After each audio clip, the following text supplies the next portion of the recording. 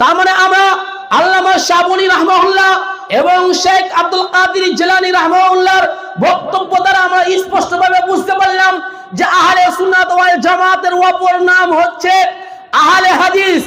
আর এই দল স্বয়ং আল্লাহর রাসূলের যুগ থেকে চলে আসছে। এই দল স্বয়ং সাহাবীদের যুগ থেকে, তথা সাহাবীদের যুগ বলতে আল্লাহর রাসূলের যুগ থেকেই চলে আসছে। চলেন একখানা দলিল লক্ষ্য করেন, আহলে হাদিস কখন থেকে আছে তথা আহলে সুন্নাহ কখন থেকে আছে, একখানা দলিল লক্ষ্য করেন। হাজী ইমদাদুল্লাহ ইনি একজন হানাফি ছিলেন, হানাফিদের অনেক বড় মুফতি ছিলেন।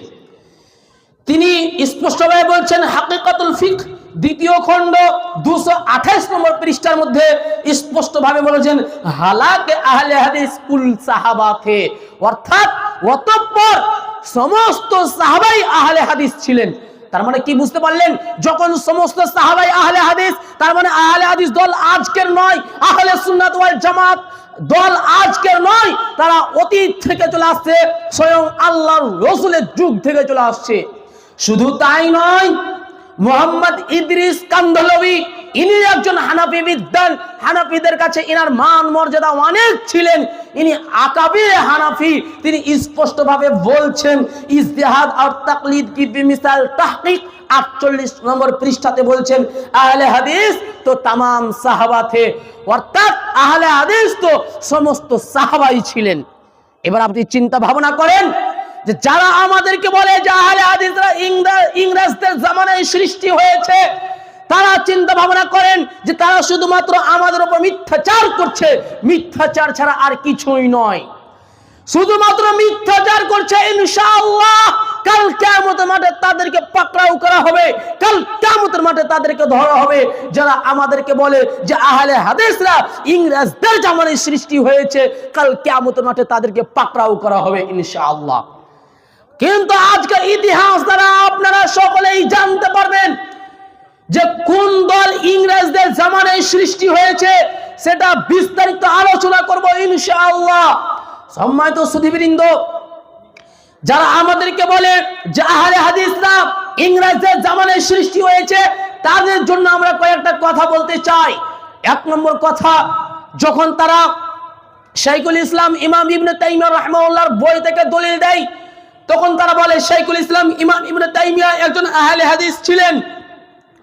তো শাইখুল ইসলাম ইমাম ইবনে তাইমিয়া কি ইংরেজদের জামানায় এসেছিলেন? না, তার অনেক আগে, মোটামুটি 600 বছর আগে এসেছিলেন। তার মানে আমরা 600 বা 700 বছর আগে, ইংরেজদের 600 বা 700 বছর আগেও আহলে হাদিস পাচ্ছি, সেটা শাইখুল ইসলাম ইমাম ইবনে তাইমিয়া রাহিমাহুল্লাহ।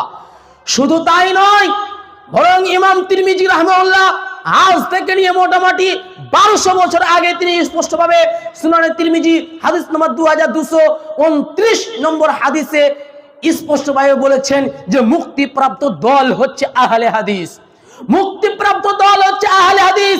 তার মানে আমরা বুঝতে পারলাম যে আহলে হাদিস স্বয়ং ইমাম তিরমিজির যুগেও ছিল, এমনকি আল্লাহর রাসূলের যুগেও ছিল, যেটা ইতিপূর্বে আমি আলোচনা করলাম।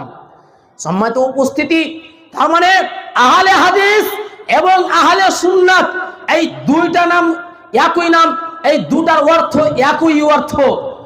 সম্মানিত সুধীবৃন্দ, এবার আমি সংক্ষিপ্ত আলোচনা করব যে ব্রিটিশের যুগে তথা ইংরেজদের যুগে কোন দল তৈরি হয়েছিল, ইংরেজদের কারা সহযোগিতা করেছিল, আহলে হাদিসরা সহযোগিতা করেছিল না হানাফিরা সহযোগিতা করেছিল, সেটা আপনাদের সামনে তুলে ধরবো।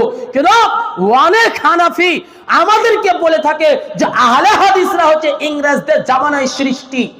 অনেক হানাফি এই দাবি করে, তার কারণ হচ্ছে তারা বলতে চায় যে যখন ইংরেজদের সাথে যুদ্ধ লেগেছিল তখন আহলে হাদিসরা নাকি যুদ্ধের ফতোয়া দেয়নি, জিহাদের ফতোয়া দেয়নি, এটা তারা অনেকেই দাবি করে। কিন্তু এটা সম্পূর্ণ ভুল ধারণা, এটা সম্পূর্ণ ভুল ধারণা।